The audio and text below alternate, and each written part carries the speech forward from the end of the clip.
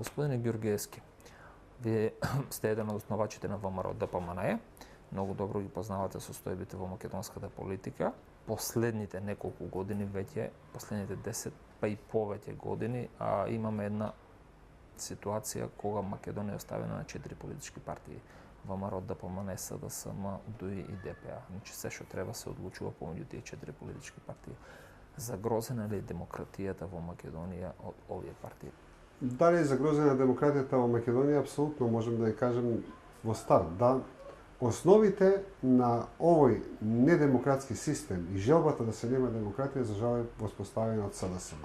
Сега, тоа не ја оправдува пак денешната ВМРО ДПМНЕ, која со доаѓањето на власт 2006 година, па до ден денеска, значи, тоа што го остави како систем СДСМ, многу сериозно го надополни, го надогради, го прошири и едноставно направи авторитарна држава, што ретко може да се види денеска во Европа, односно во светот во кој ние сакаме да одиме. За жал, ние мораме да кажеме дека демократијата во Република Македонија се уште последните 5 години од распадот на комунизмот можеме да кажеме дека имаме подемократско општество отколку за жал последните години. И тоа е констатација која јас себе сум сведок на политиката 25-6 години, можам слободно да ви го кажам. Значи, едноставно испаѓа дека македонскиот народ, значи зборувам македонскиот народ како целина, затоа што пак луѓето и гласаат, значи македонскиот народ со неговите елити, со неговите интелектуални елити, од политичките партии, од левицата и од десницата, и за жал многу од тие што се нарекуваат независни, а во суштина се определени, едноставно нема капацитет за демократија. И тоа е една болна реалност која ние мораме да си ја ставиме пред нас на маза и да ја разгледуваме. Македонскиот народ како да не сака демократија.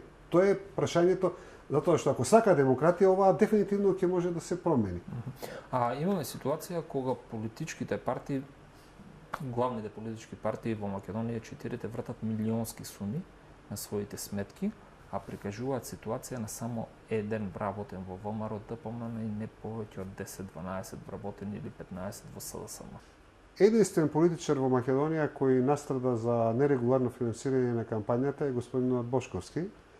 Значи, јас не зборувам дека тој бил во право, меѓутоа едноставно ќе ви кажам дека од 90-та година наваму, значи нема сериозен политичар во Македонија кој не земал кеш пари во раце за потребите на финансирањето на својата политичка партија. Значи, кога ги гледате сите политички лица, значи на македонскиот политички простор, значи тие по дефиниција можете да ги наблюдувате дека тие во некоја фаза направиле криминал во оваа држава, помалку или повеќе, или ако некој политичар ептен инсистира дека не земал, тој е сигурно некој беззначаен политичар, некој од четврта лига на политичар, па никој не му дал пари. Значи, кога доаѓаме до тоа, прво треба да поставиме работата така и сега да зборуваме веќе за реалноста. Значи, ако вие погледнете дека политичките партии, само ако пресметите за кампањи колку дава, тоа е лесно пресметлива димензија, ќе видите дека одат на избори со по неколку милиони евра на изборите. И сега го поставам од каде доаѓа тоа финансирање. Уште поинтересно е што ќе видите, некои пари доаѓаат дури формално на сметка. Меѓутоа, барем 2/3 од тие пари мини доаѓаат на сметка и најверојатно се плаќаат со кеш во телевизиите или се плаќаат преку некои индиректни услуги, односно повторно доаѓаме до една масовна корупција. И сега на крајот го поставуваме прашањето што ние како политичка партија, јас како политичар многу пати сум го кажал. Дајте да престанеме со тоа општо лицемерие во Македонија, политичарите да земаат мали плати, а политичките партии да земаат уште помалку пари за кампањите. Дајте да видиме кој е стандардот во Европа. Како се финансираат политичките партии во Германија, во Италија, во Америка, истиот стандард да го потребиме во Република Македонија. Не зборувам како количина на пари, туку зборувам како процент.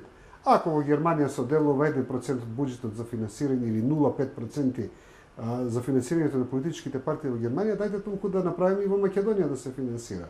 Вие пазите сега, имате една ситуација каде што формално парите добиваат од државата, да речеме СДСМ и ДПМНЕ не повеќе од 200.000 евра, да речеме за избори, а од друга страна трошат по од 1 до 3-4 милиони евра. Значи логично се поставува прашањето од каде пари.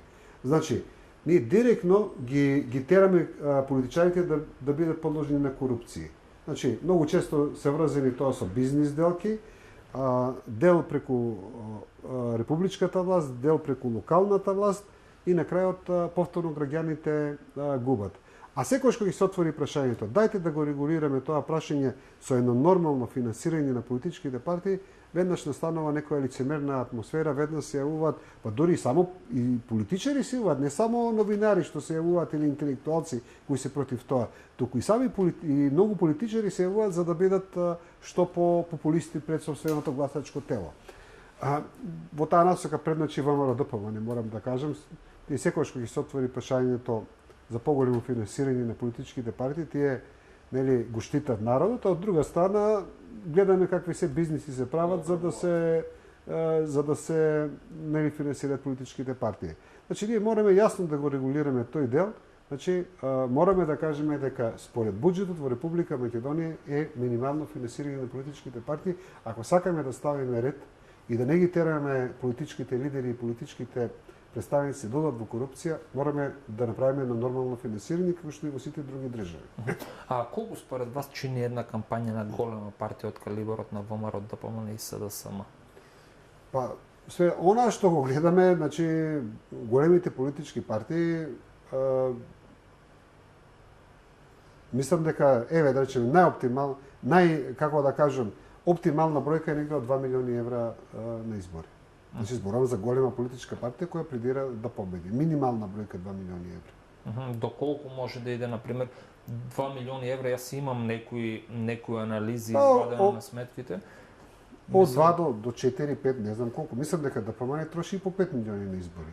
Ако, значи, тука ги додадеме сега да речеме и оние пари кои се даваат на директно купување на граѓаните, затоа што очигледно и тоа го има. Не само за телевизија, не само за плакати и за пенкала, туку и е многу често, како што гледаме во последно време стана тоа општа пракса, да се купуваат директно гласачи.